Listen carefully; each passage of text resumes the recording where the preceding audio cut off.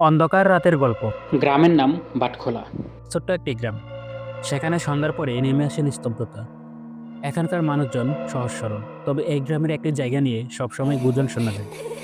বাঁশবাগানের পাশে পুরনো জমিদার বাড়ি। স্থানীয়দের বিশ্বাস এ বাড়িতে ভৌতিক কিছু একটা আছে। জমিদার বাড়িটি আজ থেকে প্রায় 200 বছর আগে নির্মাণ করা হয়েছিল। জমিদার হরিমন ছিলেন একজন কঠোর প্রকৃতির মানুষ। গল্পের সূত্রে জানা যায় জমিদার অত্যাচারী ছিলেন, বিশেষ করে তার কর্মচারীদের প্রতি। এক রাতে তার প্রিয় খাদেম রামুকে চুরির অভিযোগে নির্মমভাবে অত্যাচার করা হয়। সেই রাতেই তার মৃত্যু হয়। এরপর থেকে বাড়িটির চারপাশে অদ্ভুত সব ঘটনা ঘটতে শুরু করে। একদিন গ্রামের যুবক রুবেল ও তার বন্ধু নাদিম ঠিক করলো জমিদার বাড়ির রহস্য উদ্ঘাটন করবে। লোকমুখে শোনা বইয়ের গল্প তাদের সাহসিকতা পরীক্ষা করার সুযোগ এনে দিল। রাত প্রায় 12টা। সবাই যখন ঘুমিয়ে পড়ছে, তখন রুবেল ও নাদিম লাইট আর কিছু জিনিসপত্র নিয়ে বেরিয়ে পড়ে। বাঁশবাগান পার হতেই তাদের মনে হতে লাগলো কেউ যেন তাদের পিছন পিছন ডাকছে। বাতাসের শীতলতার সাথে এক অদ্ভুত গন্ধ, যা তাদের শির দ্বারা বেয়ে নামতে লাগলো। কিন্তু তারা সাহস ধরে বাড়ির দরজা খুলে ভিতরে ঢুকে।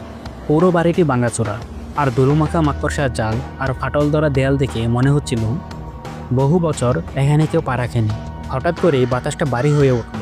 রুবেল টর্চলাইট জ্বালিয়ে চারপাশে দেখলো, কিন্তু কিছু বুঝতে পারল না। তখন নাদিমের হাত ধরে কে যেন হালকা একটা টান দিল। সে চমকে উঠে বলল, রুবেল তুই টানছিস? তখন রুবেল অবাক হয়ে বলল, না তো, আমি তো আর হাত ধরিনি। তখন তাদের মনে একটা ভয় কাজ করতে লাগলো। তারা এগিয়ে চলল বাড়ির মূল ঘরের দিকে। সেখানকার মেঝেতে রক্তের মতো লাল দাগ ছিল। তারপরে একটা পুরনো আয়না। আয়নার উপরে ধুলো জমে থাকলেও তাদের স্পষ্ট মনে হলো সেখানে কিছু একটা নড়ছে। রুবেল সাহস করে ধুলা মুছে দেখতে গেল। আয়নার ভিতরে হঠাৎ করে এক পুরুষের প্রতিচ্ছবি ভেসে উঠল। তার চোখ দুটো ঝলমলে করছিল, আর মুখে ছিল এক অশুভ হাসি। সেই মুখটা দেখতে জমিদার হরিমনের মতো। রুবেল পিছিয়ে এলো, আর নাদিম ভয়ে কাঁপতে লাগলো। হঠাৎ করেই একটা গম্ভীর কণ্ঠে আওয়াজ শোনা গেল, আমার বাড়ি থেকে তোমরা চলে যাও। দুজনেই আতঙ্কে থমকে গেল। তারা ভাবছিল পালাবে কিনা। ঠিক সেই সময় আয়নার ভেতর থেকে একটা হাত বেরিয়ে এলো। রুবেল কোনো মতে নাদিমকে টেনে নিয়ে সেখান থেকে বেরোলো। বাড়ি থেকে বের হওয়ার পর তাদের মনে হলো কেউ যেন তাদের পিছন পিছন আসতেছে। বাঁশবাগানের গাছগুলো হঠাৎ করে ঝড়ের মতো নড়তে শুরু করলো। তাদের মনে হচ্ছিল বাতাসে কারা যেন কাটছে। বাড়ি ফিরে এসে তারা দুজনেই ভয়ে কাঁপছিল। কাউকে কিছু বলার সাহস পায়নি। পরের দিন সকালে গ্রামের পুরোহিতের কাছে তারা সব ঘটনা খুলে বলল। পুরোহিত গভীর মনোযোগ দিয়ে শুনলেন এবং বললেন, ওই বাড়িতে জমিদারের আত্মা এখনও আটকে পড়ে আছে। রামুর মৃত্যুতে তার পাপ এত গভীর যে সে মুক্তি পায়নি। তোমাদের সেখানে যাওয়া উচিত হয়নি।